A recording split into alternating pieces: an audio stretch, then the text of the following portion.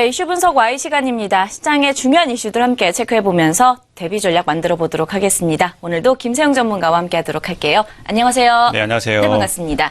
자, 중국의 1월 소비자 물가 상승률이 2014년에 5월 이후로 최고치를 기록한 것으로 집계됐다라고 하더라고요. 생산자 물가는 2011년 8월 이후로 가장 빠른 상승세를 보였는데 통계국에 따르면은 1월에 중국의 소비자 물가 지수는 1년 전 같은 기간보다 2.5% 정도 상승을 하면서 전문가들의 예상치 2.4%보다 더 웃돌았다고 하고요. 직전월인 12월에 2.1%보다도 더욱더 상승률을 나타냈다고 합니다. 구체적인 좀 집계 내용들을 함께 좀 들어보도록 할게요. 네, 어제 국가통계국에서 발표한 소비자 물가 지수는 2.5% 정도 나왔고요. 그리고 예상치로는 전문가들은 2.4%였습니다.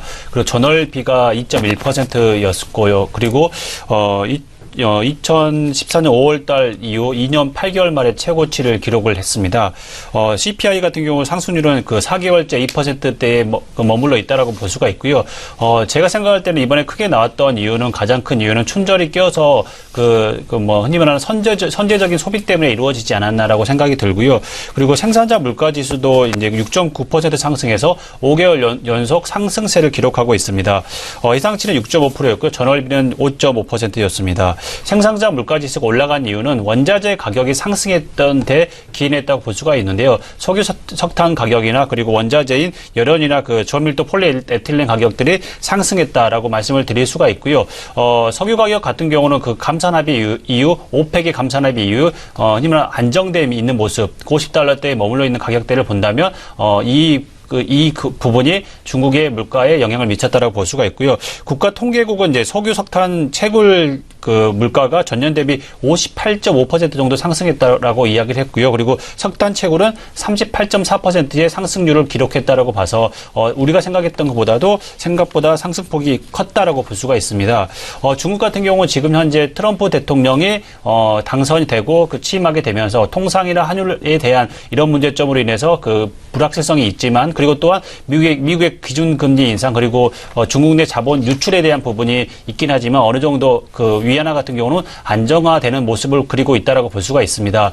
중국 위안화 같은 경우는 보게 된다면 안정화돼 있었던 가장 큰 이유는 지난 10일 날 시진핑 주석과 트럼프 대통령의 통화가 있었는데요. 이때 트럼프 대통령이 하나의 중국 원칙에 대해서 존중한다라고 발언을 했습니다. 이렇게 되면서 제가 지금까지 이야기했던 중국의 리스크의 가장 큰 요인은 하나의 중국에 대해서 트럼프 대통령이 인정하지 않았을 때는 굉장히 큰 불확실성이 커진다라고 말씀을 드렸는데요. 이 부분은 어느 정도 잠재돼 있다라고 볼 수가 있습니다. 그런데 이게 쉽게 봐야 될 문제는 아닌 것 같고요. 왜냐하면 통화를 하는데 얼굴을 마주 보지 않는 상태에서 이렇게 굉장히 크게 어그레시브하게 다가가기도 힘든 상황이지 않습니까? 만약에 어느 정도 이제 G20 회의나 G7 회의 때 만나게 됐을 때 구체적인 내용들이 나올 거다. 5월 달이나 7월 달에 회의가 있는데요. 이때까지도 아마 제가 볼 때는 불확실성이 아직까지는 잠재해 있다라고 볼 수가 있습니다. 네, 여러 가지 상황을 우리가 조금 더 시간을 두고 지켜봐야 된다. 이러한 말씀이신 것 같은데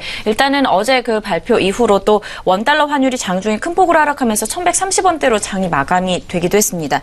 중국의 물가 지표가 예상을 뛰어넘으면서 위안화가 강세를 보인 것으로 보여지고요. 원화가 동조화 현상을 나타냈다. 이렇게 해석이 되고 있는데 우리가 투자하는 데 있어서 또 다른 영향은 없을까요? 어제 이제 장 초반에 원달러 환율 같은 게 상승할 때는 거래 초반일 때는 1,150원 50원에 거래를 시작했는데 소비자 물가 지수가 중국 통계국에서 발표가 되면서 원달러 환율은 크게 하락을 했습니다. 장 마감은 1,137원에 마감을 했고요. 그리고 퍼센트로 보게 된다면 1.27% 정도 하락하는 모습이었습니다.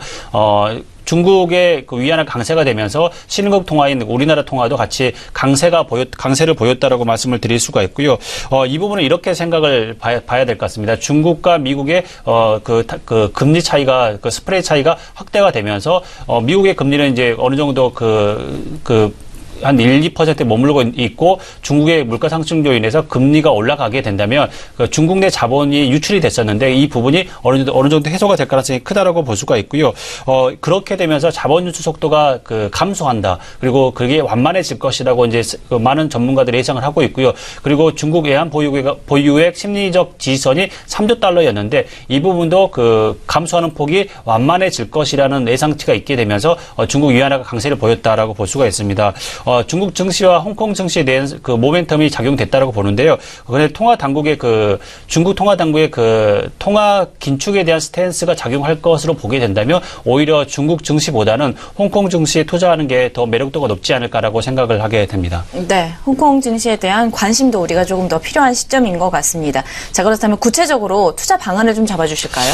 올해 그 상해 증시 같은 경우는 보시게 되면은 이제 지금 현재 3,233포인트 정도 되는데요. 올해 같은 경우는 4% 정도 상승을 했고요. 홍콩 증시 같은 경우 지금 현재 H주 같은 경우 보면은 1,471포인트를 기록하고 있습니다. 올해 같은 경우만 보더라도 홍콩 증시 같은 경우는 거의 12% 정도 상승을 했었고요. 우리나라 코스피가 올해 3.1% 상승한 것에 비하면 그 홍콩 H주 지수 같은 경우는 그 4배 정도 상승했다라고 볼 수가 있습니다. 그래서 제가 이제 볼 때는 지금 현재 중국 증시보다는 오히려 홍콩 증시에 투자하는 게 좋다라고 보고요. 개인 투자자들 입장에서 볼 때는 텐센트나 아니면 비아적 같은 전기차 업체죠. 이런 회사에 투자하는 게 좋겠지만, 이런 투자가 조금은 흔히 말하면 불편하다 아니면 잘 모르겠다라고 하시는 분들은 오히려 홍콩 증시에 관련된 ELS 펀드 같은 경우를 투자하시는 것도 괜찮을 것 같습니다. ELS 같은 경우는 이제 지금 현재 시점에서 본다면, 마이너스 40% 정도 빠지지 않는다면, 이제 3년 내에 손해가 나지 않는 건데요. 연으로 보게 되면 7.5% 정도 기대 수익을 할 수 있습니다. ELS 펀드라는 것들을 생소하실 텐데요. 이게, 이제 증권사에서 입장에서 볼 때는 그 전에는 ELS가 만기가 되게 된다면 그 자금이 증권사에서 빠져나가거나 자산운용사에 빠져나갔거든요. 이제 이걸 잡기 위해서 이제 ELS 펀드를 해서 10개에서 20개 정도의 ELS를 묶어서 적립식으로 투자하게끔 만들었다라고 볼 수가 있고요.